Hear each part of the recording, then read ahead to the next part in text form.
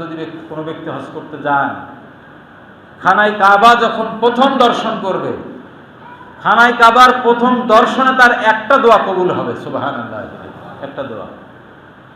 আপনি যদি হজ করতে যান, সারা জীবন আপনি যে কাবাকে উদ্দেশ্য করে সিজদা করেছেন, রুকু করেছেন। আমরা রুকু সিজদা করি কোন দিকে বলেন তো? বাঙালিদের কাছে জিজ্ঞাসা করলে বলবে পশ্চিম দিকে। আমাদের পশ্চিম বলতে আমাদের কাবা এখান থেকে পশ্চিম দিকে। কাবা যদি পূর্ব দিকে হতো তাহলে আমরা কোন দিকে সিজদা রুকু করতাম? কোন দিকে? পূর্ব দিকে। সুতরাং দিকের সাথে এটা সম্পর্ক না।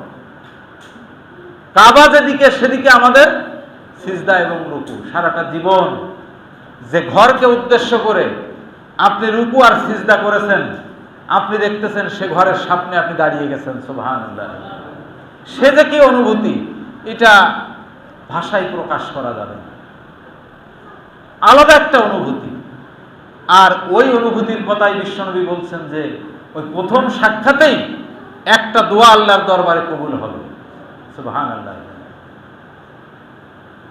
সে দোয়াটা যদি আপনি আমি সঠিকভাবে করতে পারি আর আল্লাহ যদি কবুল করে নেন, তাহলে তো জীবনে আর পাওয়ার কিছু নাই। আমার প্রিয় ভাইরা, কার অ্যাবিলিটি আছে আর কার নাই, এটা দুনিয়ার কোনো মানুষ না জানতে পারে, কিন্তু জানেন কে? আল্লাহ রাসূল সাল্লাল্লাহু আলাইহি ওয়াসাল্লাম বলছেন, যদি আপনি একটা ভালো কাজের নিয়ত করেন, তাহলে আপনার ওই ভালো কাজের প্রতিদান ফেরেশতারা কিন্তু আপনার আমলনামায় লিখে দেন। এখন আমার এই হাদিস শোনার পরে, আমি যে বললাম শোনার পরে আপনি মনে মনে রেজা করলেন যে তাহলে করতে পারি আর না পারি, নিয়ত তো ভালো কাজের করতেই থাকে, সব হতেই থাকে। আপনার আমার কলবের খবরটা আছে কার কাছে? আমাদের সকল কাজের হিসাব নিকাশ হবে কিন্তু অন্তর দিয়ে। অন্তরে কি পোষণ করেছি আমি, সেটাই হবে বিবেচ্য বিষয়। সুতরাং আন্তরিকতার সাথে, খুলুসিয়াতের সাথে, একেবারে চেষ্টার সর্বোচ্চ পর্যায়ে গিয়ে যদি কোনো মানুষ ব্যর্থ হয়, তাহলে সে খবরটাও জানেন কে? আমরা যদি এখন হাজারো চেষ্টা করি এবছর, আর কি হজ করতে যাওয়া যাবে? যাবে না। যারা রেজিস্ট্রেশন করেছেন, ভিসা যাদের হয়ে গেছে তারাই যাবেন, এটাই স্বাভাবিক। আমরা যারা এখনো সে প্রক্রিয়ার অংশগ্রহণ করিনি, এখন তো সরকার যে সিস্টেম করেছে প্রাক রেজিস্ট্রেশন বিভিন্ন পদ্ধতি, এটাই হচ্ছে কিন্তু সর্বোচ্চ চেষ্টা। আপনি ইরাদারা করলেন, আপনি রেজিস্ট্রেশন করলেন না, ওই ইরাদার কোনো লাভ নেই। আপনাকে টাকা খরচ করে রেজিস্ট্রেশন করতে হবে, চেষ্টা করতে হবে। শক্তি, সামর্থ্য, শারীরিক সুস্থতা, আর্থিক সক্ষমতা, এগুলা দেওয়ার মালিক কে বলেন? আমার চেষ্টা যদি থাকে, আল্লাহ কবুল। আমার প্রিয় ভাইরা, আমরা যারা দুনিয়াতে এসেছি, কে কখন চলে যাব আমাদের কারো কাছে কোনো গ্যারান্টি নাই। যদি শারীরিক এবং আর্থিক সক্ষমতা থাকে আর আল্লাহর ঘর আমরা তাওয়াফ করতে না পারি, বিশ্বনবীর রওজা আতাহারের কাছে গিয়ে কত নবী কতবার বললেন ইয়া নবী সালাম আলাইকা, কতবার বলেছেন জীবনে। নবীর পরে দরুদ কতবার, হাজার কোটি লক্ষ বার পাঠাইছেন, কিন্তু আপনি যে নবীর পরে দরুদ পাঠাইছেন, সেই নবী যেখানে ঘুমায় আছেন, তাই রওজার আতাহারের সামনে সবুজ গম্বুজের নিচে আপনি দাঁড়িয়ে গেছেন। আপনি বুঝতেছেন আর সামান্য একটু দূরেই আমার রাসূল কবরের মধ্যে ইয়া উম্মতি বলে সারাটা জীবন তো বলেছেন, এখন কবরের মধ্যে গিয়েও সে একই কথা বলছেন। সেখানে যাওয়ার অনুভূতি আর বাংলাদেশ থেকে সালাম পাঠানোর অনুভূতি, দরুদ পাঠানোর অনুভূতি কি এক নাকি বলেন? সম্মানিত ভাইরা, এজন্য আমি আপনাদের কাছে অনুরোধ করতে চাই, যদি আর্থিক সক্ষমতা পরিপূর্ণভাবে নিয়ে, শারীরিক সক্ষমতা পরিপূর্ণভাবে নিয়ে হজ করতে যাওয়ার চেষ্টা করতাম, হয়তোবা আমার জীবনে হজ হতো না। নিয়ত করেছি, আল্লাহ সহযোগিতা করেছেন। অনেক প্রতিবন্ধকতা ছিল, সে প্রতিবন্ধকতাকে উপেক্ষা করে আল্লাহ তাআলা নিয়ে গেছেন সেখানে। আবার শারীরিক সক্ষমতা যে খুব বেশি ছিল তাও কিন্তু না। তারপরও আল্লাহ তাআলা কিন্তু নিয়ে এসেছেন ঘুরায়। হয়তো আমার কোনো একটা কাজ আল্লাহ কবুল করেছিলেন, নিয়তটা আল্লাহ হয়তোবা কবুল করেছেন। আমার প্রিয় ভাইরা, এজন্য আমরা যারা একসাথে আছি, আমরা চাই কিয়ামতের দিন আদালতে আখেরাতেও যেন আমাদের হিসাব নিকাশের পরে আল্লাহ যখন আমাদের মানজিলটা ঠিক করে দেবেন, সে মানজিলটাও যেন আমাদের এক হয়। আমরা কি এরকম আশা করি না ভাই? তা যদি আমরা করি তাহলে আমাদেরকে কিন্তু কর্মসূচি নির্ধারণ করার ক্ষেত্রেও কিন্তু এক কর্মসূচি নির্ধারণ করতে হবে। সম্মানিত ভাইরা, তাহলে আমি হজের কথা বলছিলাম। আল্লাহ তাআলা সূরা বাকারার 197 নম্বর আয়াতে বলছেন, আল হাজ্জু আশহুরুম মা'লুমাত, হজ সুবিধ নির্দিষ্ট কিছু মাসে, 3টা মাস হজের, এই যে কুরবানির ঈদের রোজার ঈদের পরের মাস শাওয়াল, জিলকদার, জিলহজ, 3টা মাস। ফামান ফারাদা ফীহিন্না, যে ব্যক্তি ইচ্ছা করে সেই সময়ে আল হজ, হজ করতে, ফালা রফাসা, সে অশ্লীলতা কাজ করবে না। যে হজের নিয়াত করেছে সে অশ্লীলতা করবে না। ওয়ালা ফুসুকা, অন্যায় কাজ করবে না, অন্যায় আচরণ করবে না। ওয়ালা জিদালা, কলহ বিবাদ করবে না। ফিল হাজ্জি, হজে গিয়ে, হজের প্রস্তুতি যখন নেবে, হজের নিয়াত যখন করবে, দেখেন না আমাদের দেশে হজ করতে যাওয়ার সময় সবার কাছ থেকে কি করে, মাপ টাপ চেয়ে নেয়, তাই না? কারণ এখন তো আমরা বিমানে করে হজ করতে যাই, এক সময় তো জাহাজে করে যখন যেত তখন তো আরো মানে সময়টা বেশি লাগতো, আরো কষ্টটা বেশি ছিল, রিস্কও বেশি ছিল। বিমানটা যখন উড্ডয়ন করে, আপনি আমি যখন বিমানের মধ্যে থাকবো তখন 40-50 হাজার ফিট উপরে, এখান থেকে তো এহরামের কাপড় পরে নেওয়া হয়, কাফনের কাপড় পরে নিয়ে, অর্থাৎ এহরামের কাপড় পরে নিয়েই বিমানে উঠেছি। বিমানটা যত উচ্চতায় যাচ্ছে, একটু চোখ বুজে হিসাব করে দেখেন, একটা বিমান যদি ক্রাশ হয়ে যায়, ওখানে বিমানটা যদি ইনঅ্যাক্টিভ হয়ে যায়, ওই বিমানের অধিবাসী যারা নরমালি কি তাদের কোনো সন্ধান পাওয়ার সম্ভাবনা আছে? এই বিমানটা আমরা হয়তো দেখি 2টা পাখার পরে ভর করে, কিছু মেশিনের পরে ভর করে, কিছু নিয়ম কানুনের পরে ভর করে যাচ্ছে, কিন্তু এই বিমানটা একটা অর্ডার ফলো করে। সেই অর্ডারটা কার? আর কিছু, একটা অর্ডার।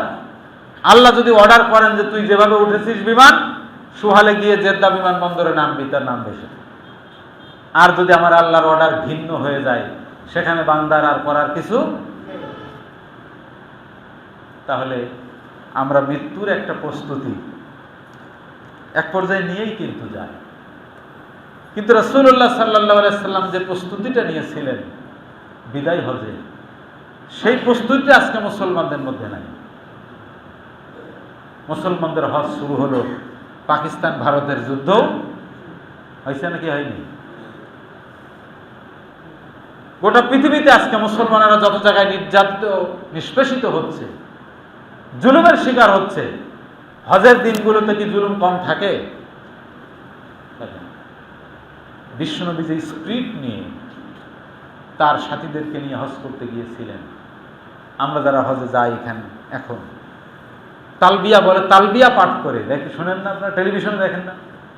তালবিয়া হচ্ছে একটা স্লোগান। তালবিয়া বললে তো আমরা বুঝি না, স্লোগান তো বুঝি, বোঝেন না? স্লোগান, রাজপথের স্লোগান।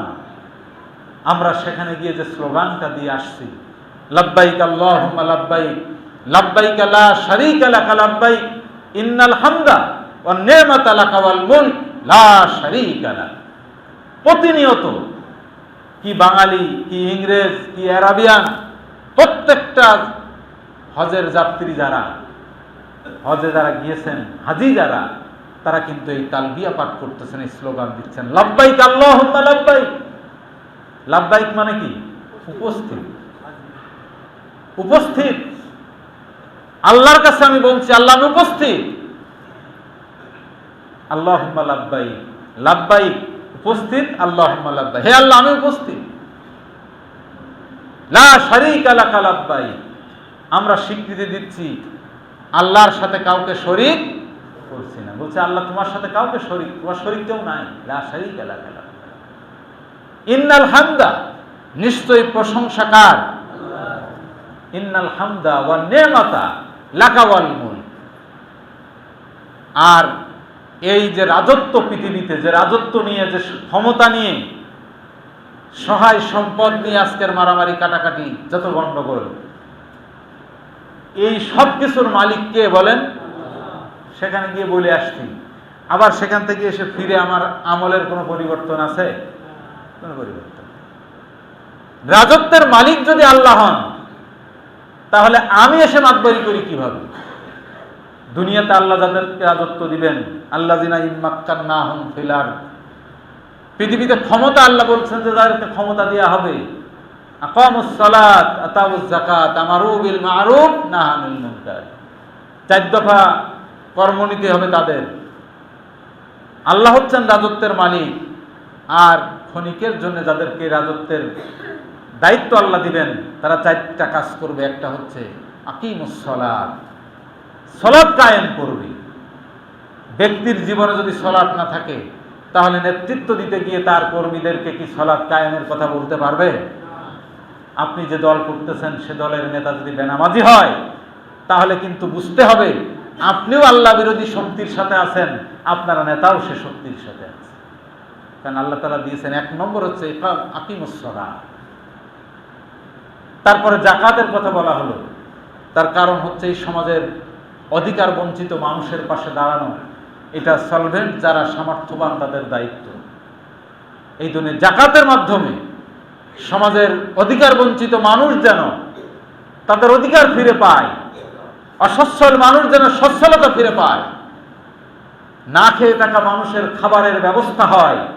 এজন্য আল্লাহ তাআলা যাকাতের ব্যবস্থা করেছেন। ধনীর সম্পদে গরিবের অধিকার, তার নাম কি? যাকাত। আল্লাহ যাকাতের কথা বলেন, আমারু বিল মারুফ নাহা আনিল মুনকার, সৎ কাজের আদেশ দাও, অসৎ কাজ থেকে বিরত রাখো। আজকে ক্ষমতার বাড়াবাড়িতে আমরা দেখছি তো, নেতা নিজেই তার আখের গুছাবার কাজে ব্যস্ত। সেদিন একজন বলল যে গত যে 5 তারিখ, গত বছরের যে 5ই আগস্ট যে আন্দোলন সফল হলো, বিপ্লব হলো, ওই একই রাত্রে এরকম হয়েছে মানুষ বহু টাকার মালিক হয়ে গেছে। কিভাবে হলো? একজনের সম্পদ আর একজন অন্যায়ভাবে যদি নিয়ে নেয়, কিয়ামত পর্যন্ত দান করতেই থাকে, করতে করতে সবগুলো দান করে দেয়, তারপরও কি ওইটা হালাল হবে না? কি বলেন? সরকারি প্রক্রিয়া হচ্ছে কালো টাকা সাদা করা যায়, আছে না সরকারি নিয়ম? কালো টাকা সাদা করা। আমার আল্লাহর কাছে কি কোনো নিয়ম আছে নাকি এরকম? সাদা টাকা ছাড়া আল্লাহর কাছে কোনো টাকাই নেই। আল্লাহ কালো টাকা বলতে কিছু বুঝেন না। কালো টাকা মানেই হচ্ছে জাহান্নামে যাওয়ার উপায়। আপনি আল্লাহর রাস্তায় খরচ করবেন যেটা, সেটা কি সাদা না কালো? সেটা সাদা। সুতরাং অন্যের সম্পদ যারা অন্যায়ভাবে জবরদখল করবে, ভোগ করবে যারা, তাদের প্রতিটা অর্থ, প্রতিটা কণা, সামান্যতম অর্থ, সম্পদ, সবকিছুর হিসাব ব্যক্তির কাছে না দিতে হলেও কার কাছে দিতে হবে?